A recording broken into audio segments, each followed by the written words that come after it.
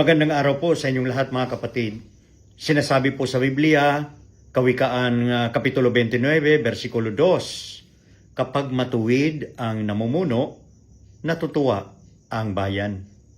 Ngunit kapag masama, dumaraing ang bayan. Sa ating hanay, malinaw na ang pamumuno ay hindi lamang nasusukat sa kakayanan, kundi higit sa lahat ang pagiging makatarungan at pagiging makadiyos. Kapag ang leader ay may takot sa Diyos at may malasakit sa kapwa, umaangat ang moral, gumagaan ang trabaho, at tumitibay ang samahan.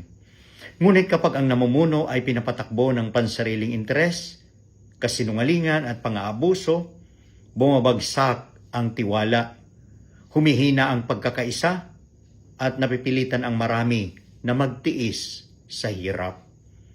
Kaya bilang lingkod bayan at tagapangalaga ng kapayapaan, sana tayo ay maging disiplinado, maging tapat, at handang maglingkod ng buong puso.